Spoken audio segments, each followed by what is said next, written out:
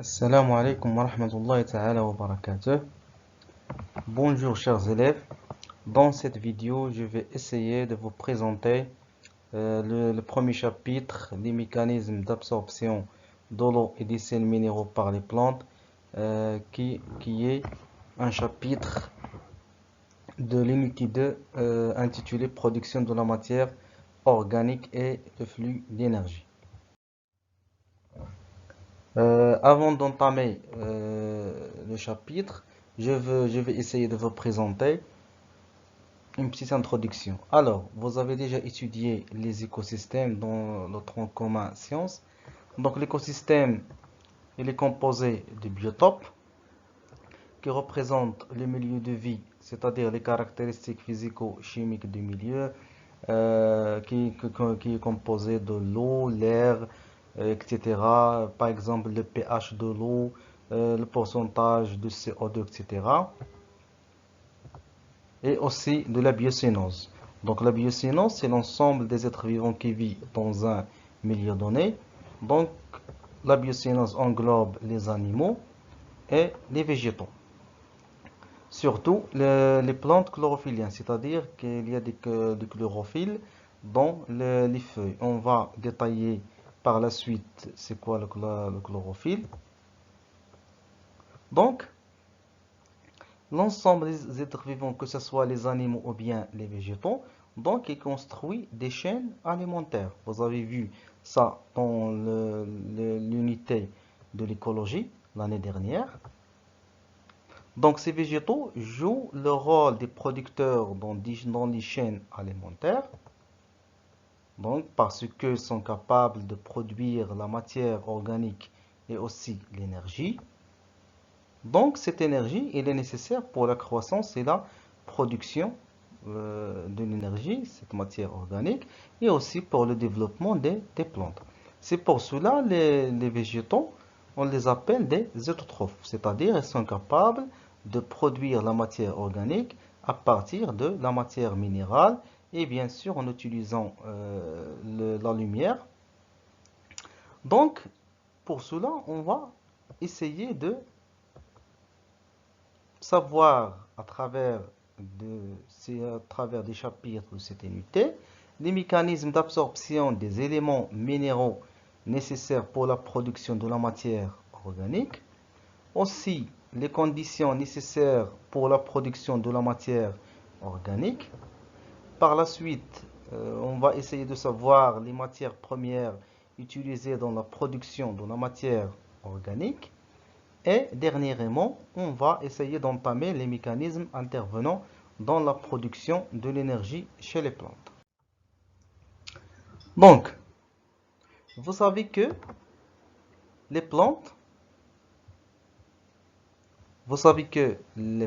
absorbent l'eau et les sels minéraux.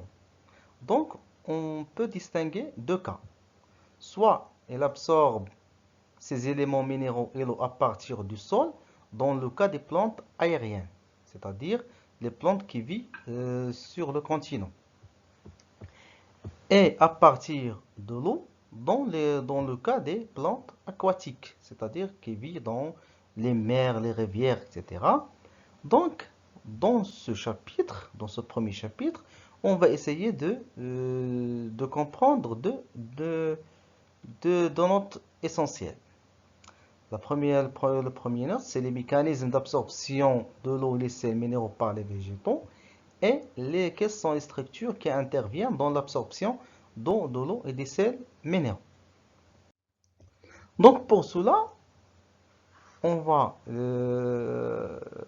travailler avec des activités, c'est-à-dire pour comprendre comment la plante absorbe l'eau et les sels minéraux, on va essayer de travailler avec des documents, on va essayer de faire des descriptions, des analyses, des explications, etc.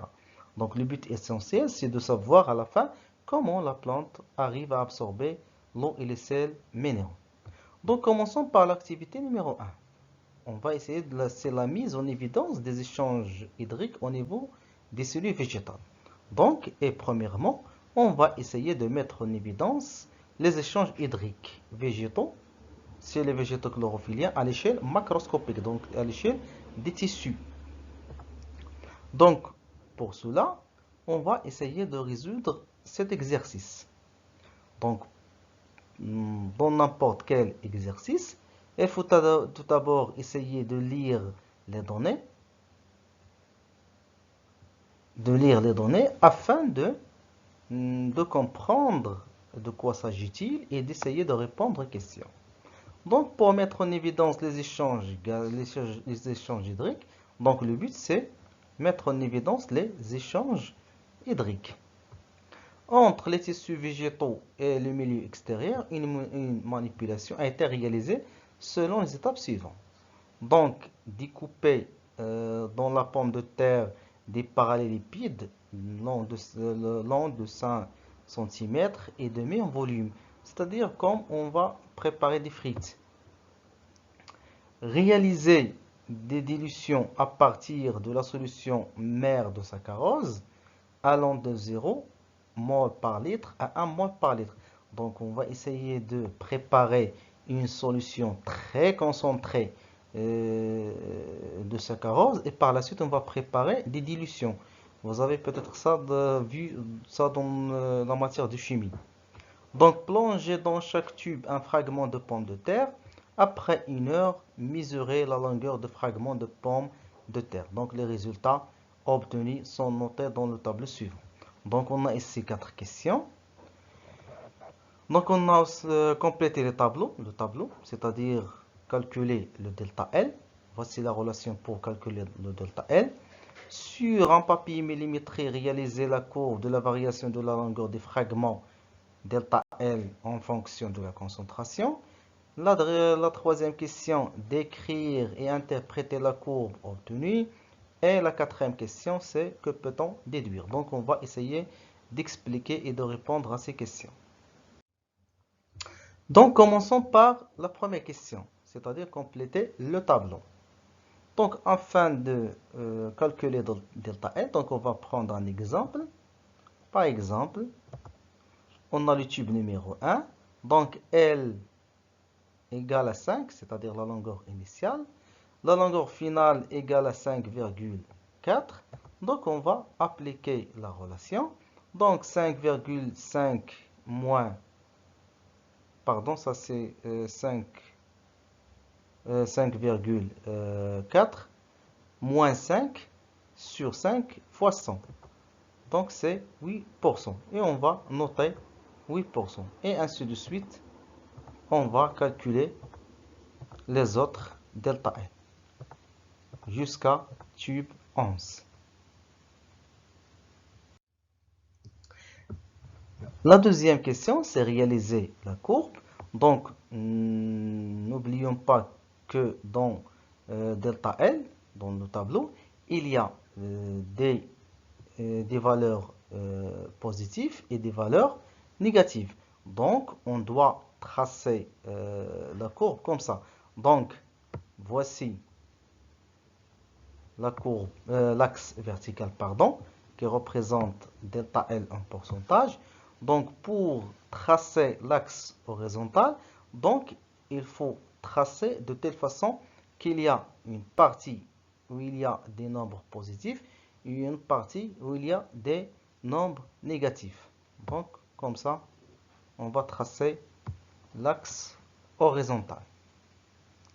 Donc, et par la suite, on va nommer l'axe. Donc, n'oubliez pas de nommer les axes parce qu'une partie de la note est notée sur ces noms d'axes.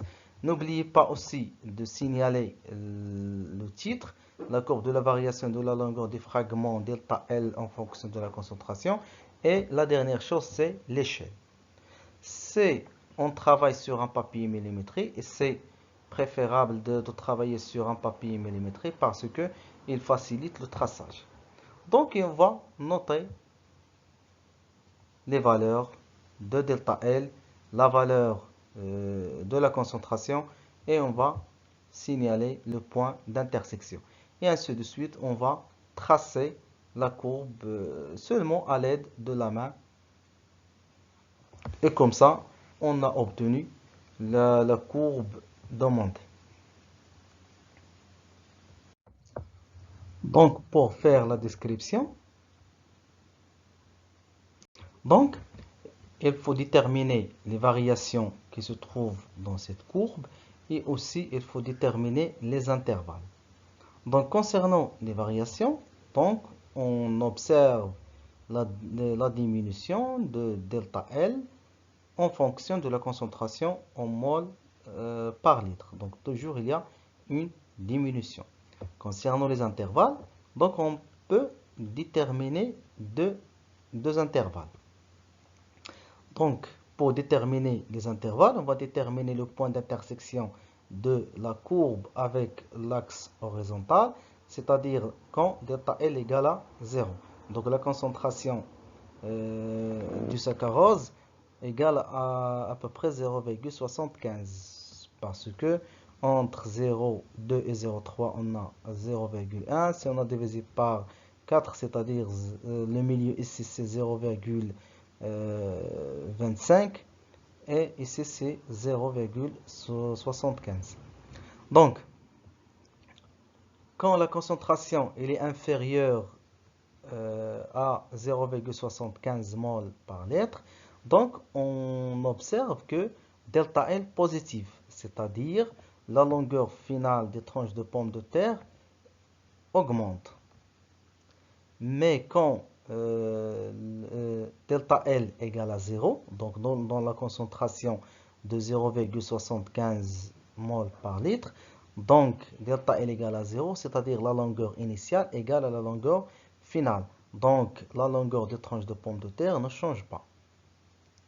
Mais quand la concentration elle est supérieure à 0,75 mol par litre, donc on a une valeur négative de delta L. Donc puisque delta L égale à L' moins L sur L fois 100, c'est-à-dire L' c'est la longueur finale, L la longueur initiale. Donc c'est la longueur finale, elle est inférieure à la longueur initiale. Donc c'est la diminution des tranches de pommes de terre. Donc je répète, donc quand la concentration du saccharose inférieure à 0,75 mol par litre, donc la longueur de tranche de pommes de terre augmente. Quand la concentration de saccharose égale à 0,75 mol par litre, la longueur de tranche de pommes de terre ne change pas. Et quand la concentration de saccharose supérieure à 0,75 mol par litre, la longueur de tranche de pommes de terre diminue.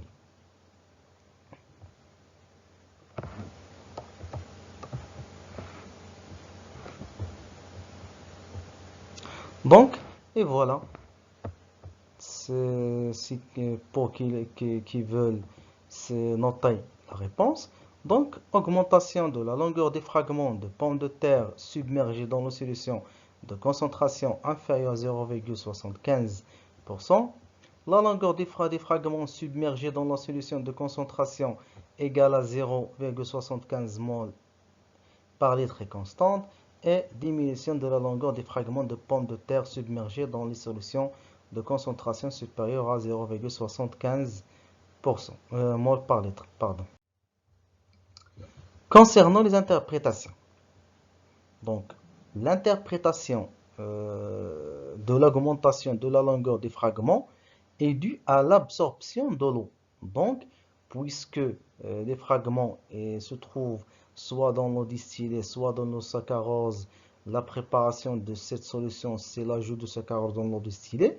Donc, c'est l'absorption. Donc, l'absorption de l'eau distillée, c'est-à-dire l'entrée de l'eau distillée à l'intérieur des tissus, va conduire à l'augmentation de la longueur des fragments. Tandis que la diminution de la longueur des fragments est due à la sortie de l'eau. Donc, la sortie de l'eau de l'intérieur vers l'extérieur, donc, va conduire à la diminution. Par contre, la stabilité de la longueur des fragments est due à l'absence des échanges hydriques. Donc, il n'y a aucun échange hydrique. C'est-à-dire l'eau n'entre il y a pas ni l'entrée, ni la sortie d'eau. Donc voilà l'interprétation. Donc dans la conclusion, on va donner le cas général. Donc on peut déduire que les tissus végétaux échangent de l'eau avec le milieu extérieur. Donc ils absorbent l'eau lorsque la concentration du milieu est faible. C'est pour cela qu'il y a l'augmentation des fragments de pommes de terre. Ils libèrent de l'eau quand cette concentration est élevée. Donc voilà. On a mis en évidence les échanges hydriques entre les tissus végétaux et le milieu extérieur. Donc, on va passer pour mettre en évidence les échanges d'eau à l'échelle de la cellule. Donc, on va faire un petit rappel de la structure de la cellule.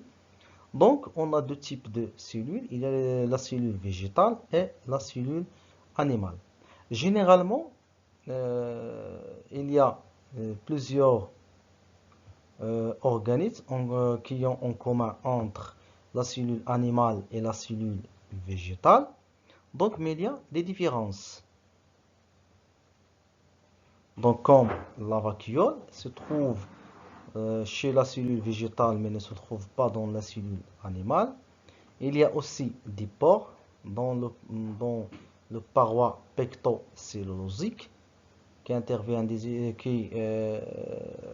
dans les échanges hydriques, et la paroi pectocellulosique qui est dans la rigidité et la forme spécifique pour la cellule végétale, contrairement à la cellule animale où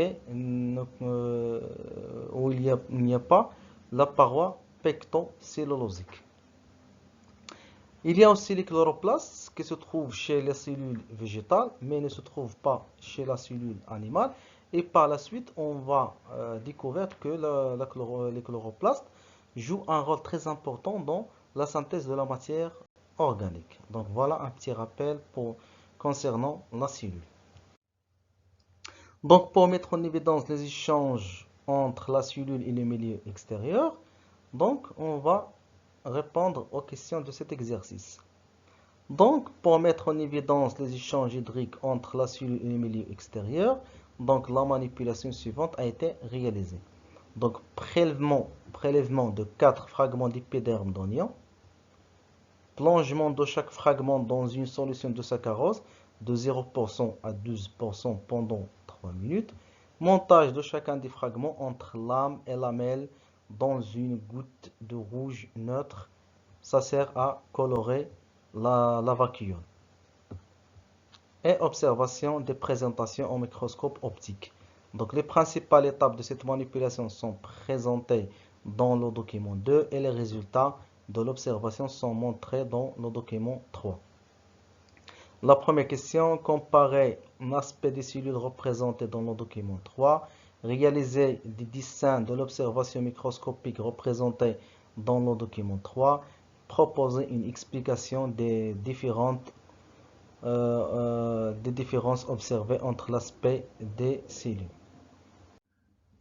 Donc voilà le document 2 qui résume les étapes de cette manipulation. Donc comme vous voyez ici, on a l'oignon qui se compose des écailles sèches, écailles chamues, bourgeons, tiges très courtes, jeunes racines, etc. Donc à l'aide de pinceaux, donc on va prendre un carreau de l'épiderme de 2 à 3 mm et surtout dans la face concave. Donc par la suite, on va mettre chaque carré dans une solution de 0 à 12%. Et par la suite, on va mettre 1 ml de rouge neutre. C'est pour colorer la vacuole, pour déterminer le volume de la vacuole. Et par la suite, on va mettre le carré entre lame et lamelle pour faire l'observation au fort grossissement de microscope optique. Et voilà le résultat de l'observation. Donc la deuxième question, c'est faire des comparaisons. Donc, pour faire des comparaisons, donc, on va observer les différences qui se trouvent entre les deux figures. Ça, c'est l'observation microscopique de la cellule d'oignon dans l'eau distillée. Et ça, sont dans le saccharose à 12%. Donc, on peut observer facilement que le volume de la vacuole est très grand dans la cellule qui se trouve dans l'eau distillée par rapport à la cellule qui se trouve dans la concentration de saccharose 12%. Et on observe aussi que la membrane cytoplasme reste toujours attachée à paroi pectocellulosique. Et aussi la coloration ici, elle est claire par rapport à la coloration ici, elle est foncée. Donc on peut dire que cette cellule, elle est turgescente, c'est-à-dire il y a beaucoup d'eau dans la vacuole. Et on peut dire que cette cellule, elle est plasmolysée. Donc, concernant la réponse, donc quand la cellule d'oignon dans l'eau distillée, on observe que la vacuole est remplie d'eau. Donc, on dit que la cellule est turgescente. Quand la concentration de saccharose est de 12%, la vacuole se rétrace, c'est-à-dire se rétracte, c'est-à-dire se rétrécit, c'est-à-dire le volume de la vacuole diminue et la membrane plasmique reste attachée à la paroi. On dit que la cellule est en état de plasmolyse. Donc, concernant les schématisations, donc, on va essayer de faire des schémas d'une cellule végétale. Dans le cas de cellules turgescentes, comme vous voyez ici, on dessine la membrane cytoplasmique dans toute la cellule et aussi on trace la vacuole avec une grande forme qui occupe presque tout le volume de la cellule. Ici, on va dessiner aussi une cellule végétale, mais on va dessiner la membrane cytoplasmique qui est décollée de la paroi pectocellulosique, mais toujours elle est restée attachée dans quelques endroits à la paroi pectocellulosique, et on va dessiner la vacuole, mais dans ce cas avec un petit volume. Donc toujours on a le cytoplasme, elle est entre la vacuole et la membrane plasmique. Ici on a la vacuole, c'est-à-dire il faut toujours légender le noyau et à la fin mettre un titre. Aussi membrane plasmique plaquée contre la paroi. La même chose, on va légender la deuxième schéma. Donc la vacuole, le noyau, cytoplasme décollé, mais la membrane plasmique plaquée contre la paroi. Ici, sortie de l'eau, c'est pour cela qu'il y a la plasmolyse et la paroi pectocellulosique. Donc pour expliquer ces deux cas, donc on a ici le volume de la vacuole est très grand, c'est à cause de l'entrée de l'eau. Donc l'eau entre à l'intérieur de la cellule, c'est pour cela la vacuole se remplit d'eau et le volume de la vacuole augmente.